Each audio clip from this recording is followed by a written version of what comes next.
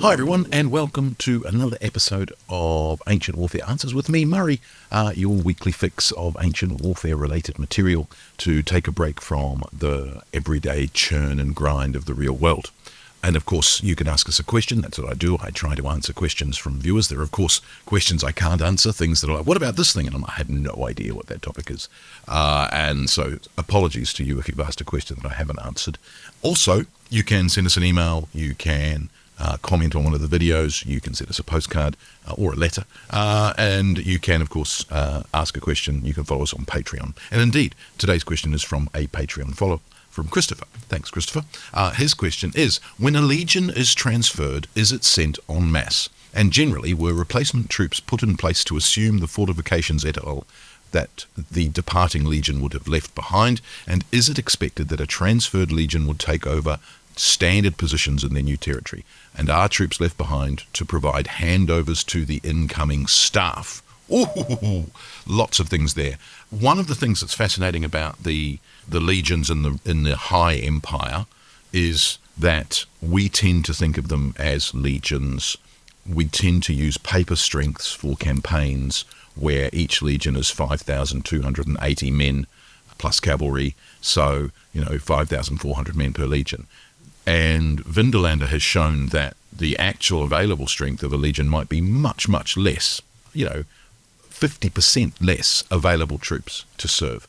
One of the other things that happens, of course, is throughout the late first century especially, and definitely in the Marcus Aurelius's wars in the second century, you start to get much more use of vexillations, so detachments from legions. You have had them earlier, for instance, in 69 AD, Domitian and Mucianus are detached with vexillations towards Italy of the legions. We don't generally know how big these vexillations are. We're assuming they are thousands of men, maybe 1,000 or 2,000 men per vexillation, but we're not told, generally speaking. And now the interesting thing about that is that when we're told that they're vexillations, we are also generally assuming that the legion itself, despite this big detachment of men, is still based at a particular camp and with a particular province. And so you get the vexillation, presumably, therefore, the vexillation, once the duty is done, will return to its base, and that's where the legion will be based, such as Exfratensis, for instance, which is based in Judea, but there are vexillations of it fighting in all sorts of wars all over the place.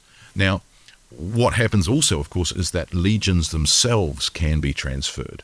What presumably happens when that happens is not necessarily that the entire legion is together. There might be vexillations elsewhere, but the decision is made that the legion will be moved between provinces.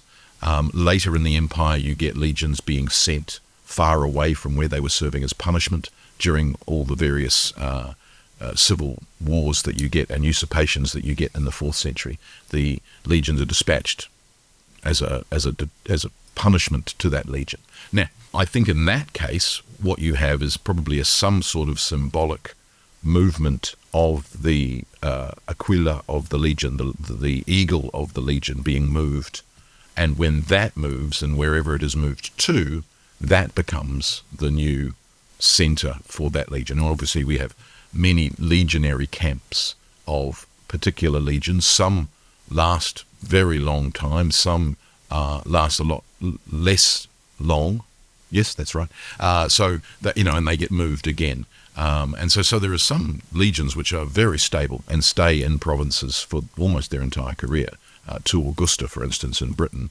Others get moved around a lot, and some get lost, like the 9th Spanish Legion, which we for a long time thought was lost, and now there's evidence and inscriptions that it just got moved. So you've got that. So I think that the vexillations are detachments from the legion, but the legion is still based in whichever camp it's in, and obviously the vexillatio is somehow related to the vexilia of the flag, the small sail flag that they carry with them.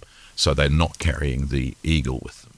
So that's what I think happens. So it's when they're transferred, whoever's available to be transferred is transferred with the Eagle. Prior to that, huge numbers of them could be sent to different places, but the Legion is still based at that original place. Not always are Legions, when they're transferred, replaced by other troops. So you do get the reduction in the size of garrisons in particular provinces. At one point there are 5 legions in Britain. It generally gets reduced down to 3. So what you find, of course, is that some of the camps that we know of have a much smaller garrison than they were built for. And so far less men are living in a camp with barracks for many, many more men, but that's not what's being accommodated at that time. But of course, if a campaign was being planned or if a crisis occurred, then that camp and those camps could quite quickly be readied to hold more men. So that's not such a big issue in terms of how many men are stationed in a particular place. The problem you've got, of course, is manning the fortifications. If you've got a much reduced garrison, how do they man? And I wonder whether the action that some of these men see on those fortifications has actually been exaggerated. They're not threatened or attacked or threatened with attack on a daily basis. And I think it's far more stable and not relaxed, but the danger. And again, as the Vindolander tablets show us, you're not having to keep the Legion together because of imminent fighting. You're able to send men all over the place to do different tasks.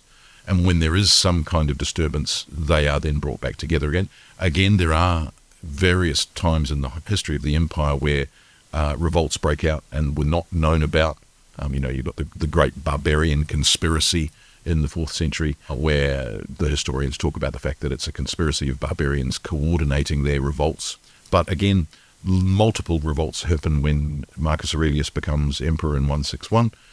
So these things tend to happen anyway.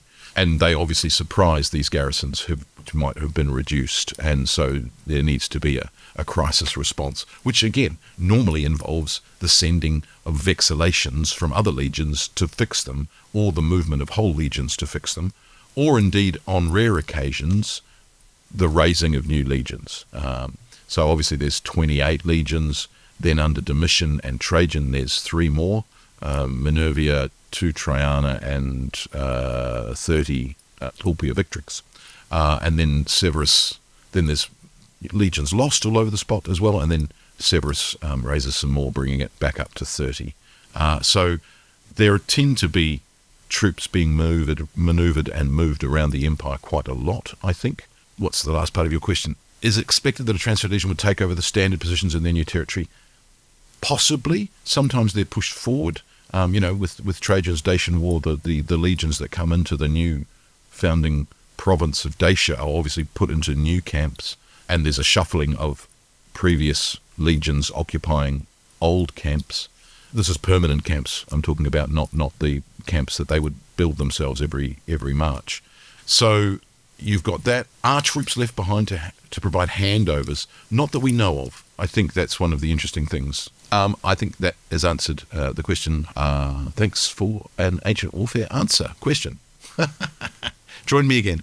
Thanks very much. Bye.